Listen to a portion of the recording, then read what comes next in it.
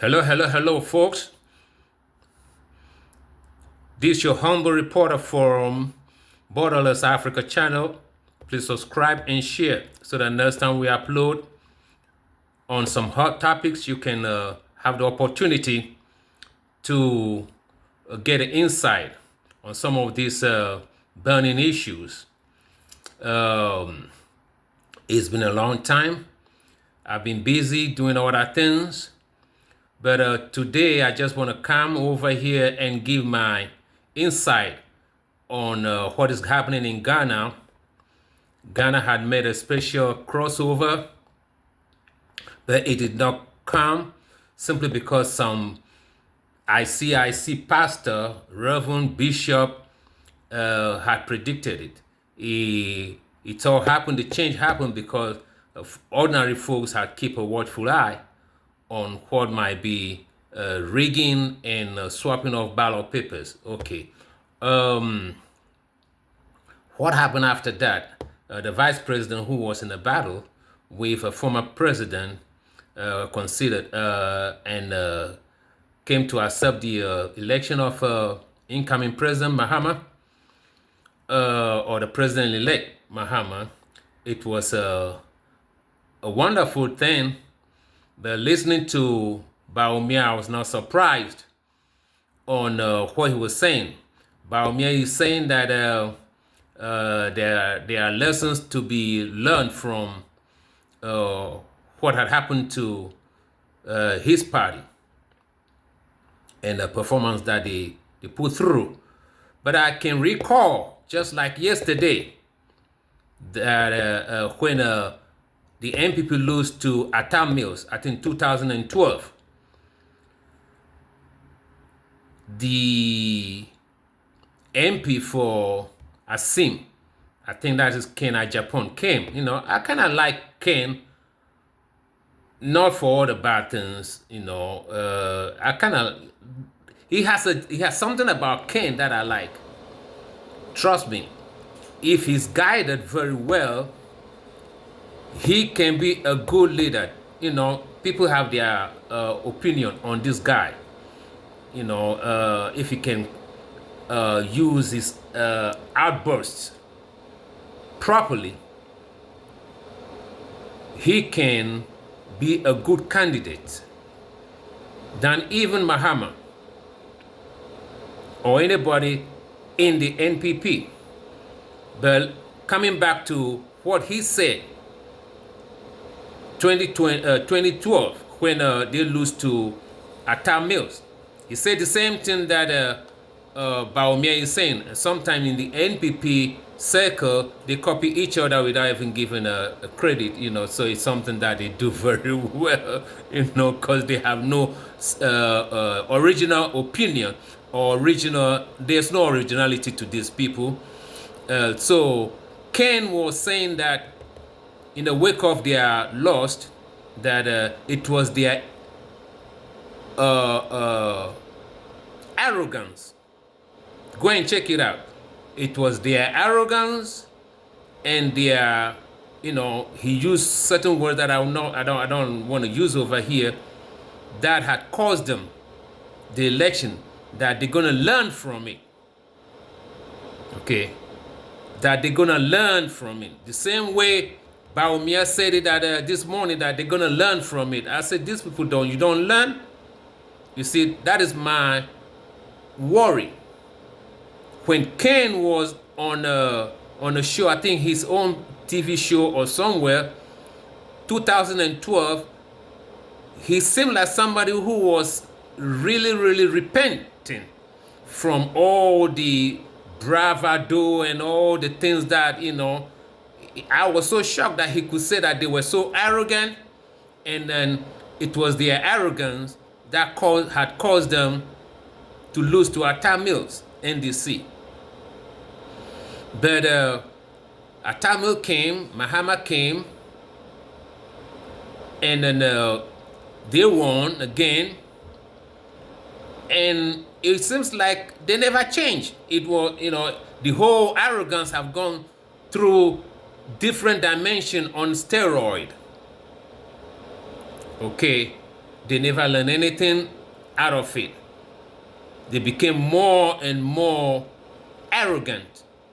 These are their own words. I'm not saying, if he said it, he is more closer to these people than I.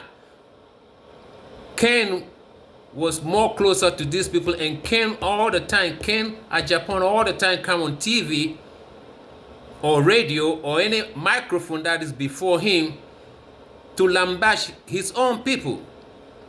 He lambasted them in a way that they call them all kind of names that I cannot, mention here. I'm a neutral person.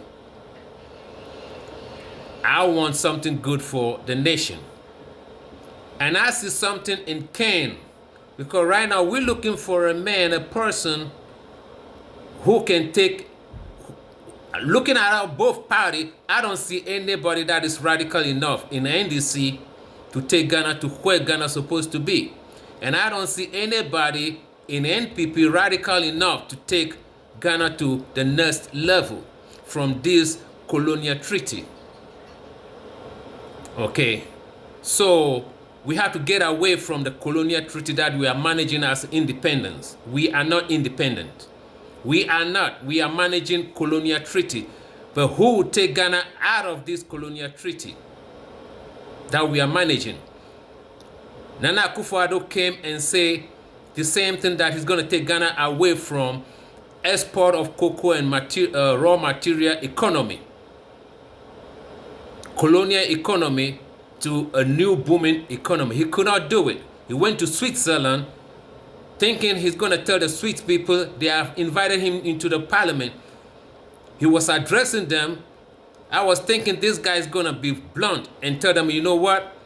Enough of your raw cocoa coming to Nestle, which is a big company in Switzerland, that we have to renegotiate. He went over there and praised them how they brought education to Ghana. Education that had failed us, colonial education. Praising them for bringing Christianity, the Basel, Go and watch it. He became weak before their parliament, praising their parliament of a great institution that it was. A colonial enslaving parliament. He was there praising them. He was there giving all kind of accolades of how they came. The Basel mission came to Ghana to come and educate us. Educate us on what? Okay, so we need a leader. And that person, sometimes, you know what? Ken is person, if I could groom him. Yeah, I could groom Ken Agyapong to be a good leader, to take Ghana out of this colonial treaty that we are managing as independent nation. First, what Ken Agyapong is supposed to do is to be ready that if he stand up, he have to renegotiate all the mining contract as Mali, Burkina, Niger is doing. Can he do that? If he does, either way I'm saying it, he's going to be banned from America. Is Ken Agyapong ready not to enter America? Okay, they're going to come after him. The way Ken Agyapong comes after or goes after his enemies, like Efia Schwarzenegger and the rest, he should be ready to take on IMF, the US government, World Bank, EU, and treat them just as he used to treat his distractors. He can do it if he's ready not to enter America, because we have to revive all our textile industries and ban Obroni Wewu. Ken Agyapong, can you do that? If you do that, America is going to come after you. Do you love America so much that you cannot live the American dream in any Africa, Ghana, and any African nation? Do you love your American homes so well that you cannot do away with them? If you can say yes, then you're gonna revive our textile industry, just as Rwanda has did it. Rwanda has done it, and now the textile industry in Rwanda has grown up 300%. 300%. Okay, we have the potential. We have 30 million people that can, in fact, depend on the textile industry.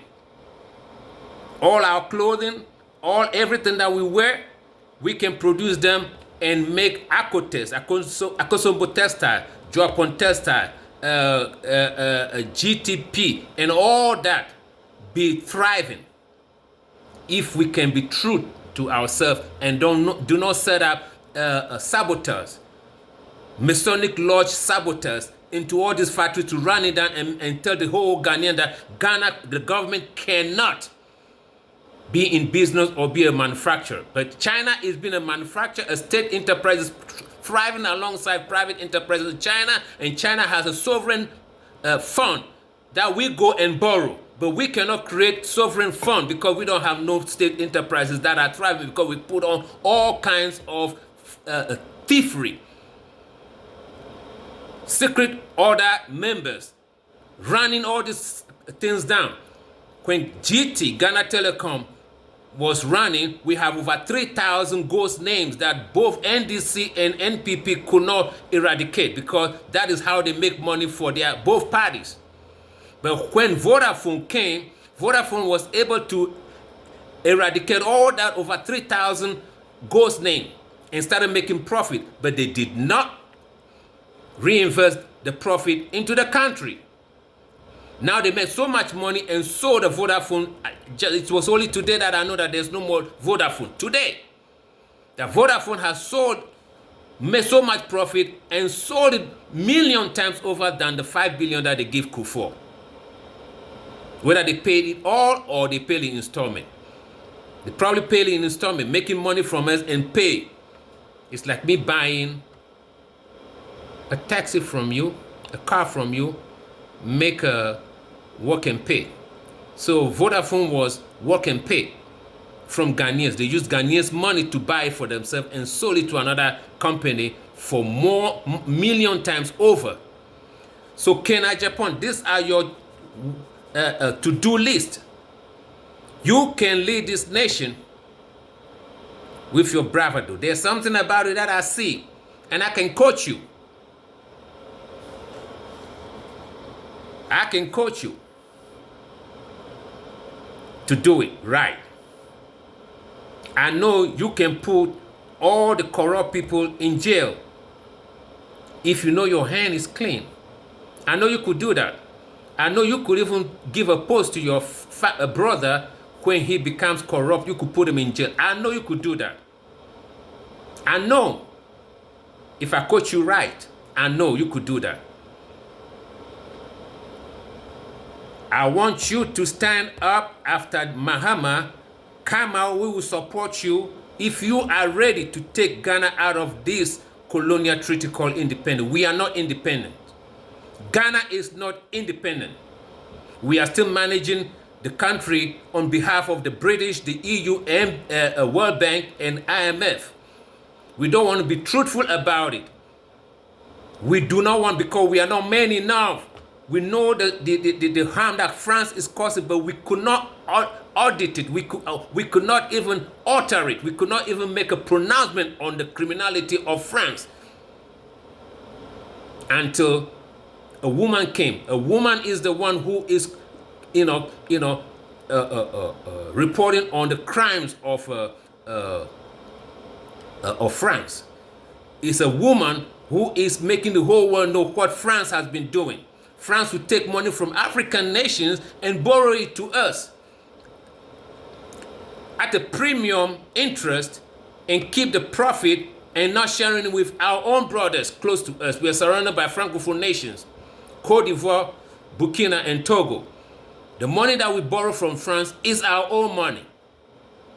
As a matter of fact, if we owe France any money, we should not give it to France. We should give it to the countries that surround. Burkina needs that money. Togo needs that money. Benin needs that money. But are we men enough? But see how cool we are cooling with Ghana. Today, Ghana is a Francophone nation.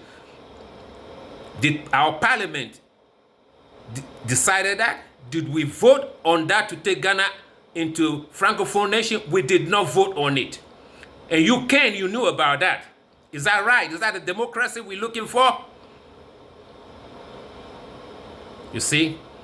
So Ken, prepare to lose a lot.